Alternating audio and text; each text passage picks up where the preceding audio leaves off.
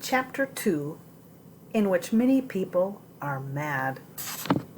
"It's very sweet of you kids to want to visit your great aunt," Mom said, smiling into the rearview mirror at Jared and Simon. "I know she's going to love the cookies you made." Outside the car window, the trees streamed by, patches of yellow and red leaves between bare branches. "They didn't make them," Mallory said. "All they did was arrange frozen dough in a pan." Jared kicked the back of her seat hard. "Hey," Mallory said, turning around and trying to grab her brothers. Jared and Simon snickered. They couldn't quite get them with their seatbelt on. "Well, that's more than you did," their mother said. "You are still grounded, young lady. All three of you have a week left." "I was at fencing practice," Mallory said, slumping in her seat and rolling her eyes. Jared wasn't sure, but it seemed like there was something odd about the way her ears got pink when she said it. Jared absently touched his backpack, feeling the outline of the field guide within. Safe and sound, wrapped in a towel. So long as he kept it with him, there was no way that Mallory could get rid of it, and no way the fairies could take it. Besides, maybe Aunt Lucinda knew about the guide. Maybe she was the one who'd locked it up in the false bottom of the chest for him to find. If so, maybe she could convince his brother and sister that it was important enough to keep. The hospital, where their great-aunt lived, was huge. It looked more like a manor than an asylum, with massive red brick walls, dozens of windows, and a neatly mowed lawn. A wide white stone path edged in rust and gold mums led to an entranceway cut from stone.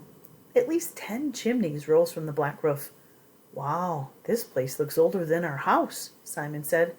"Older," said Mallory, "but not nearly as crappy." "Mallory," their mother cautioned. Gravel crunched under their tires as they pulled into the parking lot. Their mother chose a spot next to a battered green car and turned off the engine. "Does Aunt Lucy know we're coming?" Simon asked. "I called ahead," said Mrs. Grace, opening the car door and reaching for her purse. "I don't know how much they tell her, though, so don't be disappointed if she's not expecting us." "I bet we're the first visitors she's had in a long time," Jared said. His mother gave him a look.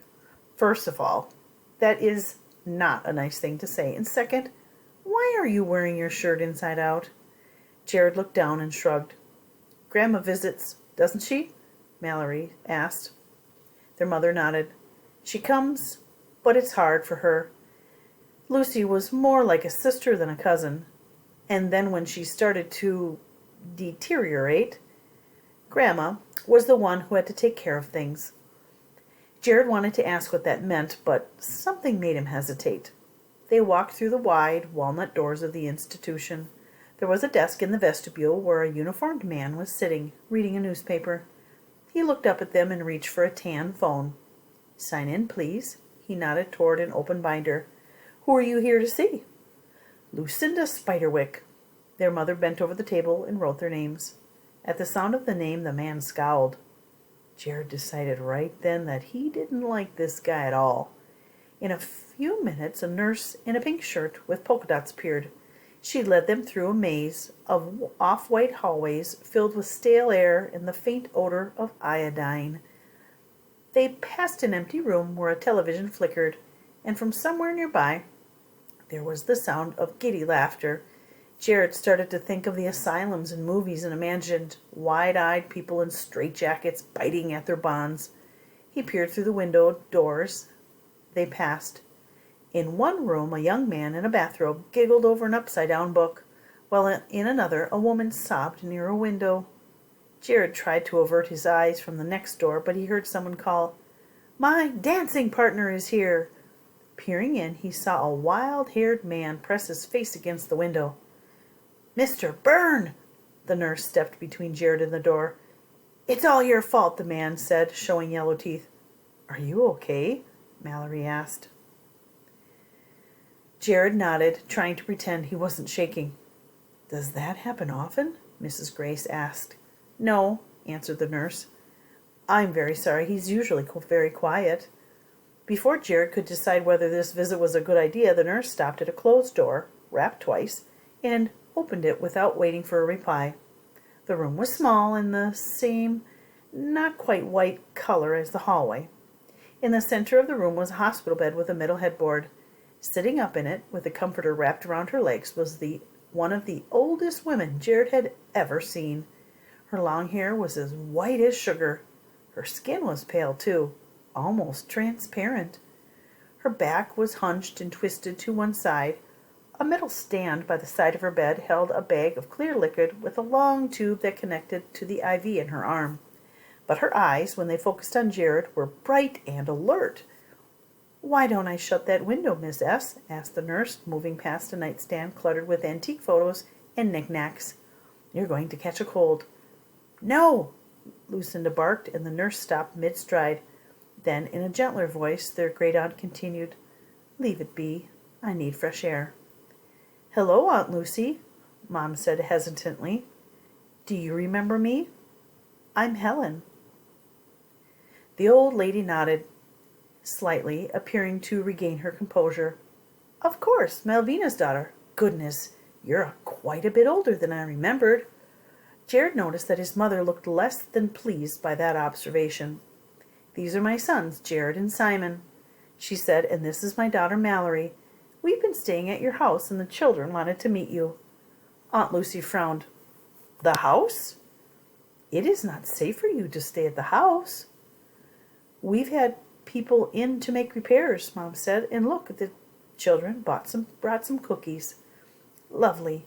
The old woman looked at the plate as though it were piled with cockroaches. Jared, Simon, and Mallory exchanged glances. The nurse snorted. "Nothing you can do," the nurse said to Mrs. Grace, not seeming to care that Aunt Lucy could hear her. "She won't eat anything while we're watching." Aunt Lucy narrowed her eyes. "I am not deaf, you know." "You won't try one?" Mom asked, uncovering the sugar cookies and holding the platter to Aunt Lucinda. "I'm afraid not," said the old woman. "I find that I am quite content."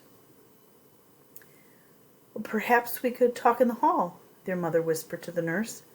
"I had no idea things were still so bad." With a worried look, she put the plate on a side table and left the room with the nurse. Jared grinned at Simon. This was even better than they had hoped. Now they were guaranteed at least a few minutes alone.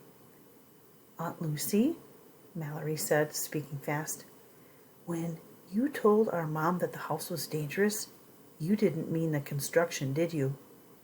"You meant the fairies," said Simon. "It's okay to tell us.